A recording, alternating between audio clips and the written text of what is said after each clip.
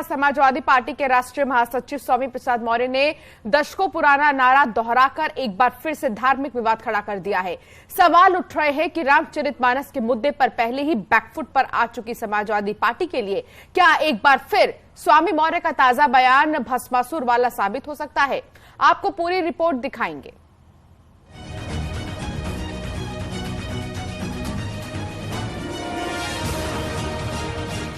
मिले मुलायम कांशी राम, मिले मुलायम कांशी राम।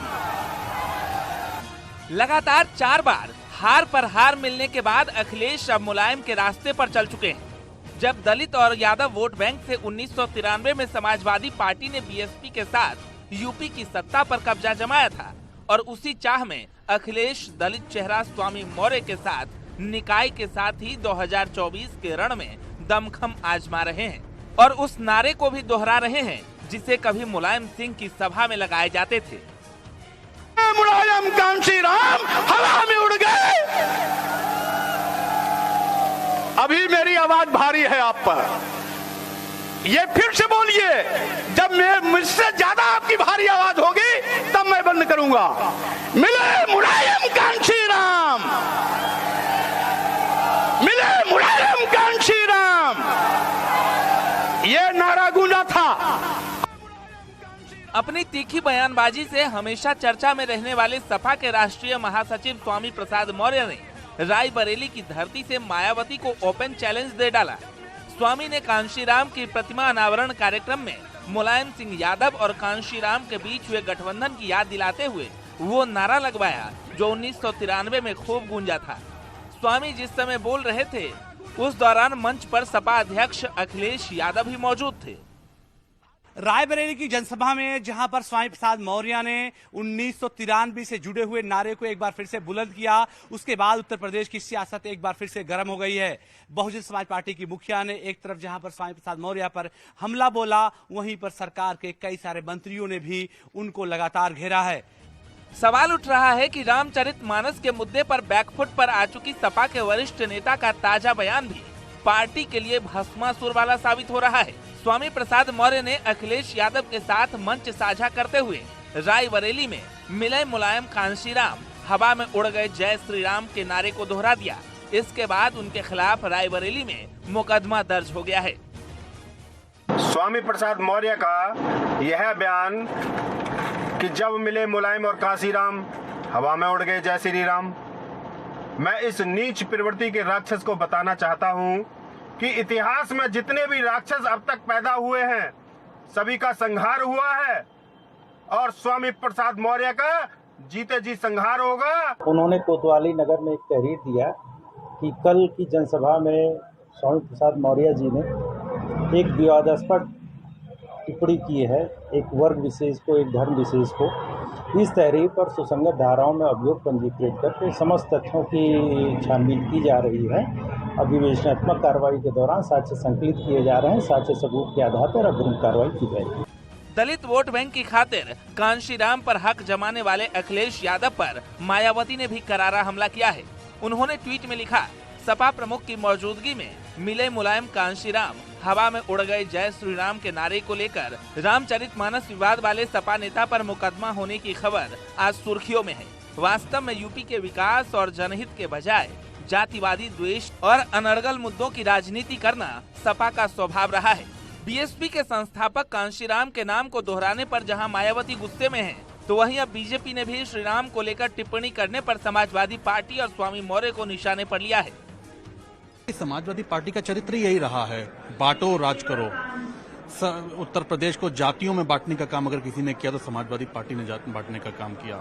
उत्तर प्रदेश में जातीय संघर्ष, दंगे कराने का काम किया, समाजवादी पार्टी ने कराने का काम किया। दलित विरोधी मानसिकता अगर किसी की है तो समाजवादी पार्टी की है और ये मानसिकता जग जाहिर और आज उजागर भी हुई है। आज तमाम उनकी पार्टी के नेता जिस तरीके से बयानबाजी कर रहे हैं, प्रदेश का माहौल खराब करने की कोशिश कर रहे हैं। रामचरितमानस पर विवादित टिप्पणी कर सुर्खियों में आए स्वामी मौर्य भले ही अपने पहले वाले बयान पर यूपी की जनता से माफी नहीं मांगी हो, लेकिन दलित वोट बैंक की खातिर एक बार फिर दशकों पुराने नारे लगाकर राम भक्तों की भावनाओं को जरूर आहत किया है। Bureau report, news 18।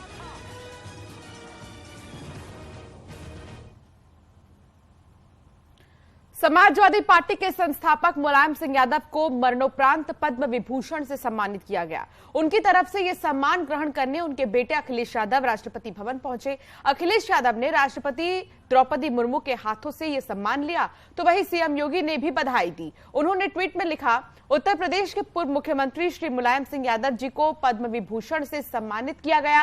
वो समाज की मुख्यधारा से शोषितों, वंचितों और पिछड़ों को जोड़ने के लिए सदैव याद किए जाएंगे।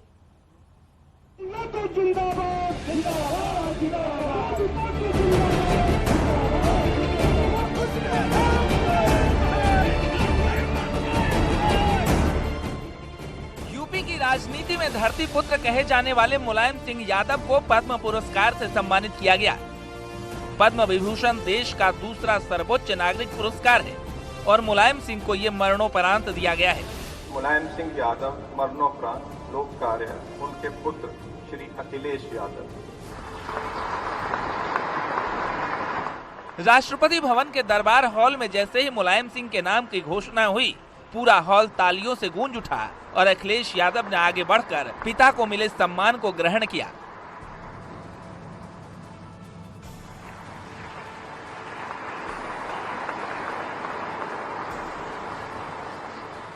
पद्म विभूषण सम्मान भारत सरकार की तरफ से दिया जाने वाला देश का दूसरा सबसे उच्च नागरिक सम्मान है।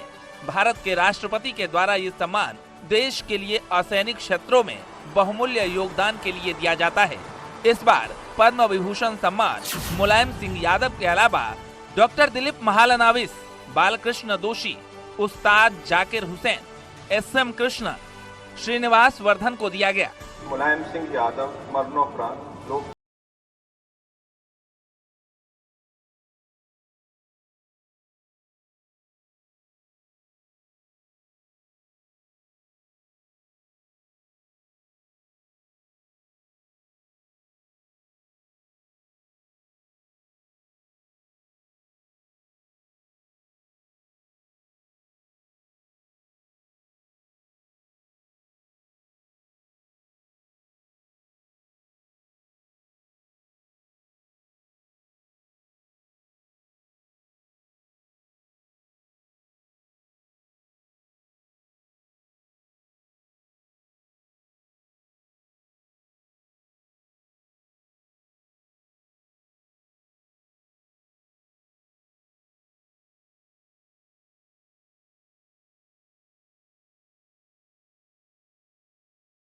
देखिए, नेताजी का व्यक्तित्व बहुत बड़ा था देश का। देश के अंदर ऐसे नेता बहुत कम पैदा हुए हैं। नेताजी ने भारत की परिस्थितियों के हिसाब से, भारत की तहजीब और परंपराओं के हिसाब से, प्यार मोहब्बत और गंगा जमनी तहजीब के हिसाब से जो काम कर रहे हैं, उनकी जितनी सराहना की जाए वो कम है और ऐसा किसी ने करा भी नहीं। हम शुक्रगुजार हैं कि नेताजी को ये सम्मान दिया जा रहा है। देखिए, इसमें कोई दो राय नहीं। मुलायम सिंह जी का बहुत ही बड़ा राजनीतिक जीवन रहा है, सामाजिक जीवन रहा है। समाजवाद के वो पुरोधा थे। उन्हें अगर सम्मान मिल रहा है तो मैं समझता हूं राजनीति में बहुत से लोगों को मिला है। अगर उनको मिल रहा है तो मैं बधाई देता हूं उनके परिवार।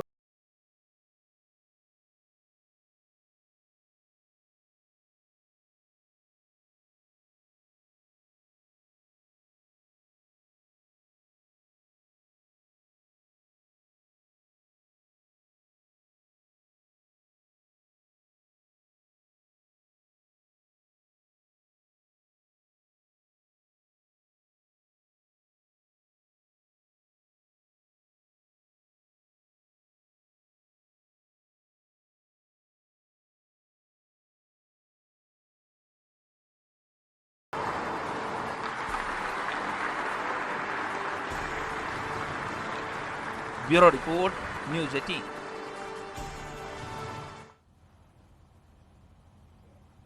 और इस बीच एक बड़ी खबर सामने आ रही है। यूपी में प्रशासनिक फेरबदल हुआ है। 3 IPS और 15 PPS का ट्रांसफर हुआ है। मेरठ SP देहात अनिरुद्ध सिंह हटाए गए हैं।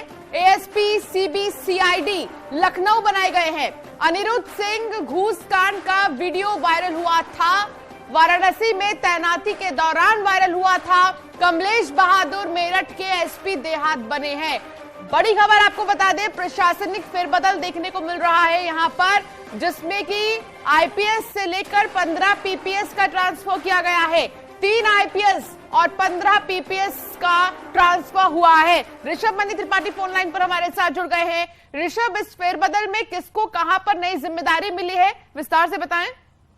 देखिए, जो पीपीएस अफसरों के तबादले हैं उसमें तो कोई बहुत अहम बात नहीं है, लेकिन जो सबसे अहम है वो ये है, अनिरुद्ध कुमार 2018 बैच के आईपीएस अफसर हैं। इनको मेरठ के एसपी ग्रामीण के पद से हटाकर लखनऊ में एडिशनल एसपी सीबीसीआईडी बनाया गया है। इनकी पत्नी है आरती सिंह, उनका भी ट्रांसफर किया गया है। तो जो सबसे अहम बात है वो ये कि इनका कुछ दिन पहले एक वीडियो वायरल हुआ था, हालांकि वो वीडियो भी पुराना बताया जा रहा था और वीडियो कॉल के जरिए किसी से घूस मांग रहे थे। उस वीडियो की जांच हुई थी, कमिश्नर वाराणसी को उसकी जांच दी गई थी, हालांकि अभी तक उनकी जांच रिपोर्ट सबमिट नहीं की गई है। ये भी कहा गया था कि इस वीडियो की फॉरेंसिक जांच कराई जाएगी। और इसी बीच ये बड़ा डेवलपमेंट होता है जब अनिरुद्ध कुमार का ट्रांसफर हो जाता है, तो कहीं ना कहीं एक वो शासन और प्रशासन का मंतव्य दिखता है, एक दिशा दिखती है कि या क्या शासन और प्रशासन ये मानने को तैयार हो गया है कि वो घूसखोरी का वीडियो सही था, लिहाजा अनिरुद्ध कुमार को पनिशमेंट के तौर पर मेरठ के एसपी ग्रामीण से ट्रांसफर करके सीबीसीआईडी लखनऊ में एडिशनल एसपी बनाया गया है। हालांकि मिलाकर ऋषभ, ये हम मान सकते हैं कि प्रशासन हो या कोई नेता हो या फिर कोई भी व्यक्ति हो, उसके लिए सरकार की तरफ से ये साफ संदेश है कि जीरो टॉलरेंस की नीति पर काम किया जाता है और चाहे कोई भी कैटेगरी का व्यक्ति हो उस पर एक्शन लेने की बारी आएगी तो जरूर लिया जाएगा। जी हाँ, बिल्कुल, इसमें कोई दो राय नहीं, चाहे वो कोई सिपाही दरोगा हो या आईपीएस अफसर भी हो। योगी सरकार में ये चलन जरूर आया है। आईपीएस अफसर मणिलाल पाटीदार तक जो सरेंडर करके वो जेल भेजे गए, तमाम अन्य आईपीएस जिनको सस्पेंड किया गया है, कई वेटिंग में डाले गए हैं, उसी श्रेणी में अनिरुद्ध कुमार को भी इसको प्रशासन सजा के तौर पे देखा जाता है कि एक चैलेंजिंग पोस्ट थी मेरठ एसपी ग्रामीण की, वहां से हटा के इनको सीबीसीआईडी में एडिशनल एसपी लखनऊ में बनाया गया है।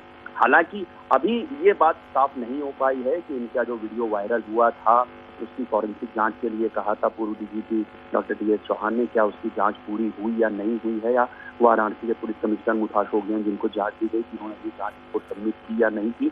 लेकिन इसी बीच ये ट्रांसफर कई संकेत देता है, कई संदेश देता है।